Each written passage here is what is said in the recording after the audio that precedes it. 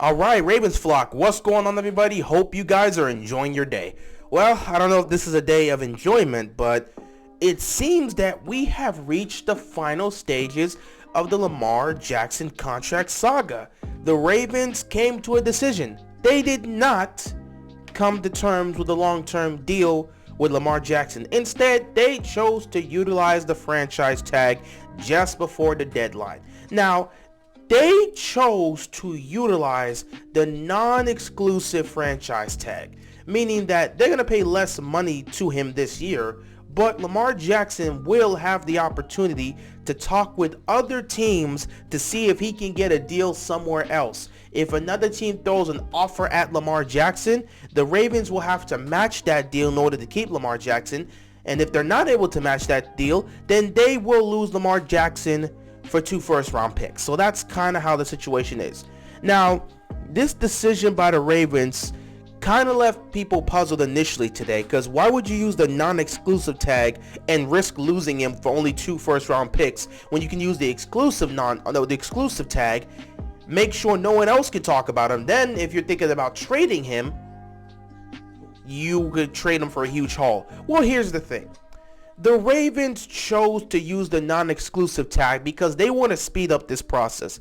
They have been unable to match whatever Lamar wants, and whatever they've thrown at Lamar has been unsatisfied with that. They have been unable to come to terms with a deal. So the hope is that this decision here to let Lamar go into talks with other teams for a different deal, or an opportunity to get an extension that he may be looking for. This here will give them an opportunity to let Lamar see how the market is, and from there they'll make a decision. If somebody somehow throws out a deal that satisfies Lamar, then the Ravens will probably look to match that. If it's something they can't match, then they're going to lose Lamar Jackson. But it does not look like they're interested in losing Lamar Jackson. It's more so they just want to speed this process up by giving Lamar a look at how the market is out there for him. Now, if you've noticed how things have gone today, you will see that things have been quite interesting, because this was something that wasn't initially expected. Because when you hear Lamar Jackson is going to have an opportunity to talk to I'll talk to any team he wants, you're assuming, oh man, several teams will be looking to give Lamar the money he wants. There are several teams out there that are in desperate need of a franchise quarterback. Teams that are at the bottom, teams that are near the lottery. They are in desperate need for a quarterback. However, not long after it was announced that Lamar Jackson will have an opportunity to talk with other teams, we had several reports coming out that 5 specific teams are not interested in negotiating for Lamar Jackson. They're not interested in getting involved in this situation at all. The 5 teams that are here are the Atlanta Falcons, the Carolina Panthers, the Las Vegas Raiders, the Miami Dolphins, and the Washington Commanders. Now with Miami, I can understand Miami because Miami has Tua, and from what we've been hearing, they're still very interested in having Tua be their quarterback moving forward. They're trying to figure out that whole situation in terms of whether or not they believe he's going to be healthy long term to be here, but they loved what they saw from Tua last year when he was on the field, so they want to keep Tua here. They're trying to figure out that situation. So I understand the Miami Dolphins coming out and saying we're not interested. But the fact that you have these other 4 teams, who, by the way, are all teams that are in desperate need of a quarterback, the Falcons, the Panthers, the Raiders, and the Commanders are all teams that are in desperate need of a franchise quarterback. Yet, not long after this is announced, they come out and say they have no interest in pursuing Lamar Jackson. They're not going to pursue Lamar Jackson. They're not even going to throw an offer out. Those are the reports we've gotten right off the bat. That does not make sense, specifically when it comes to the Falcons, because an hour before this decision was made to franchise tag him, we were hearing reports that the potential trade for Lamar Jackson to Atlanta was highly possible, and they made tremendous progress based on the talks they had when they were in Indianapolis. So we hear that it's very possible that Lamar could be traded to the Falcons. Then he gets franchise tag. He gets the opportunity to go into the market and talk with other teams. And all of a sudden, the Atlanta Falcons, one of the teams that were interested in acquiring Lamar Jackson, they're no longer interested in even trying that at this point. That doesn't make sense. You look at the Panthers, they're in desperate need of a franchise quarterback. They're not in this. The Raiders just officially gave up on Derek Carr. They're in need of a quarterback, and it doesn't look like Aaron Rodgers may be going there because right now he's in talks with the New York Jets, so it doesn't look like that's going to work out. So they're in desperate need of a quarterback. They're not looking to talk to Lamar Jackson. And then the Washington Commanders, they are literally in need of a quarterback. They are a quarterback away from being a contending team. They're not interested in getting Lamar Jackson. Something's fishy here, and this has been the discussion the entire day. You've had several former and current players kind of talking about this, about how this is very fishy and something doesn't add up. Someone of Lamar's capabilities and skill sets, all of a sudden nobody's just interested in getting him in the market. That doesn't add up. Now, you've had plenty of people that have their same bias against Lamar and have pretty much either they turned their backs on Lamar, they never believed him in the first place, whatever you want to say. There's been a lot of people that are sitting back and saying that the reason nobody's talking to him is because nobody wants to pay a guy that's been injured the last 2 years. First of all, I get the understanding and the belief that you would assume that's the case, but that's not the reason. That's not the reason. Yes, he's suffered 2 injuries that has kept him out for the remaining games of the last 2 seasons. I understand that. One was a serious ankle injury, and the other was first one was a bone bruise, and then the second one was a knee injury, which I believe, a sprained PCL? It was something around there. So he's had injuries that's kept him out in each of the last 2 seasons. I understand that. But to sit back and just assume that that's enough for desperate teams to not even attempt to get him, that doesn't make sense. And the one thing I'm saying a lot of people bring up is the injuries, but they're forgetting that Deshaun Watson has an injury history themselves. I've seen this a lot around, saying, well, you look at Lamar's resume, who cares? Besides the MVP and stuff, he's only won 1 playoff game, and he has suffered an injury in each of the last 2 seasons. Why would you want him? Well, prior to this, Cleveland gave all that money to Deshaun Watson. Last time I checked, Deshaun Watson only has 1 playoff victory. Oh, and by the way, he's torn his ACL in both his left and his right knee. That didn't stop people from trying to give him a deal. So you got a quarterback that before the age of 26 tore his ACL in his left and his right knee, and has only won 1 playoff victory. And he's been in the league longer than Lamar, but he was able to get his money. I don't understand this assumption that because he suffered injuries, people aren't willing to give him a contract. Bro, Sam Bradford couldn't stay healthy at all in his career, and several teams gave him a contract. It's not because of the injury. If you could have a player with a certain skill set and you believe in his skill set, you're going to go get him. It's not because of the injury concerns. It's football.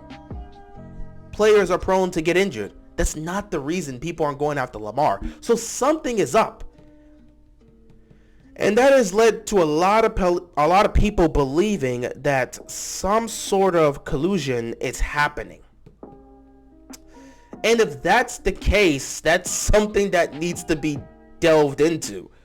If the owners have come together and indirectly decided, yeah, let's not throw a deal at Lamar to show that he has no capability of getting said money, so he'd be forced to take the deal in Baltimore. Let's make sure that happens. If they came together and made that decision, that's not a good thing at all. If they really made that decision, then that needs to be talked about. That needs to be delved into. That needs to be investigated for the most part. I wouldn't put it past the owners for doing that. I wouldn't put it past them when it comes to situations like that, because that is something that owners will do when it comes to a situation like this. Let's be honest. The owners have expressed this. They are not interested in giving players those type of deals. That is giving a player way too much power. This is the NFL, not the NBA. The NBA sat back and gave the power to the players, and now the players basically run that league right now. The NFL does not want to be like the NBA. They don't want to hand out guaranteed contracts to these players, specifically because their sport is much more violent, and certain injuries can take a guy out for the rest of take you out for the rest of the year, potentially take you out for your entire career. Some of these injuries are career ending. And if you give him a guaranteed contract, you're going to be paying that guy even if he's on the field. Even if he's off the field or just on the sideline or not even on the field in the first place. So they don't want to give out guaranteed contracts. This sport is incredibly violent. Injuries happen all the time. And these owners don't want to be put in a position where if a guy suffers a season-ending injury or a career-ending injury, then you still got to give him that guaranteed money, even if he's not on the team anymore. They don't want to deal with that. They don't. They're not interested in handing out guaranteed money. They're not at all.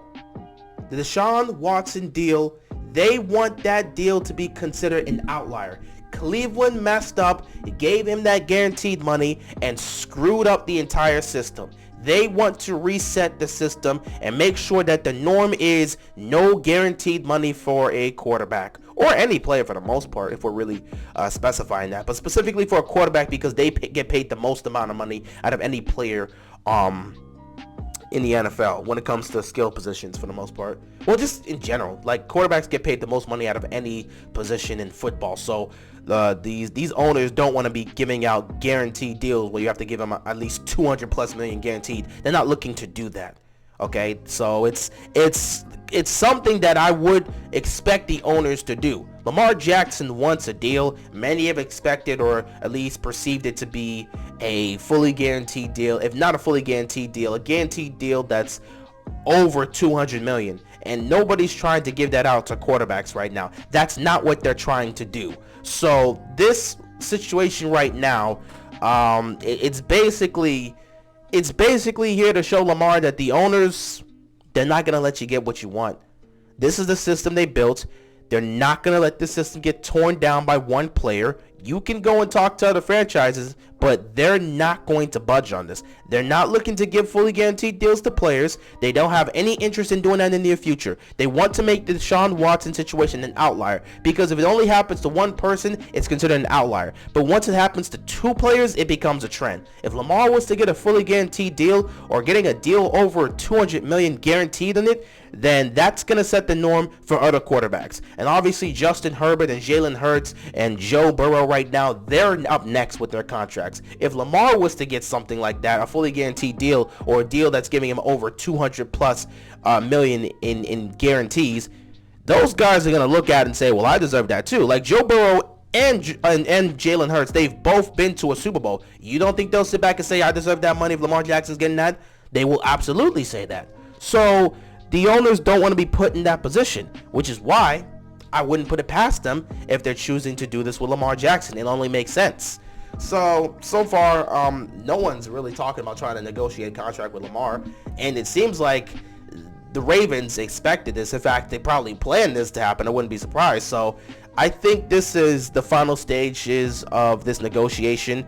If no one is looking to negotiate with Lamar at all in the market, that's going to be a bad look on him. People will sit back and say, oh man, it's this cause he sucks. Everything that the owners want, the fans are just going to eat into it, because that's what we do as a fan base. We're always going to listen to the teams. We're always going to listen to the owners. We're just going to stick with the system. When someone tries to go against the system, we don't rally behind them. We don't rally behind players trying to go against the system. We'll stick to the norm, because that's the norm. It's the system. It's the expectation. So they're not going to rally behind a player trying to break the system. They're going to rally behind these owners that want to stick with the norm. So all these people sit back and say he's not getting this money because of the injuries, which again is not the case. We've seen plenty of guys that have had multiple injuries throughout their career still get a long-term deal. That is not the case. Like I said, Deshaun Watson got his deal, and he's also been the quarterback that's won one playoff game in his career. He's been in the league longer since Lamar and only won one playoff game, and by the way has torn his ACL in both his left and right knee, but that hasn't stopped him from getting a contract. So yeah, it's not because of the injuries. It's simple. The owners want to squash this here now before this becomes a norm. They don't want to hand out guaranteed contracts to players. They have no interest in giving up $200+ million in guaranteed money to a quarterback. They're not interested in that, at least not now. And they want to wait until the cap space gets even more larger, to the point where giving up $200 million for a quarterback will be okay because the cap space can afford it. But right now, they're not looking to do that. So Lamar is going to be made an example. These teams are probably not going to talk with him. He's not going to get any negotiations, and he's probably gonna have to come back to the Ravens and accept whatever deal they give him, because he's going to see that right now the system is not going to be broken by him, and they have no interest in giving that type of money to that type of player. Cleveland did it. That was the outlier. That's how the owners want it set up. So it's a tough break for Lamar Jackson. We'll have to see. Who knows? Maybe there's another team that will break that norm and give Lamar his deal. That is the hope. But right now, nothing's looking good. Now, of course, Lamar cannot start negotiating with teams, or teams can't start reaching out to Lamar for a negotiation until Monday. So we'll just have to see how this goes. But I don't think this is going to go the way Lamar Jackson wants it to. But we'll just have to wait and see. Anyway, I appreciate you guys. Thanks for watching. With that being said, that's all I've got. And I'm out of here, man. Peace.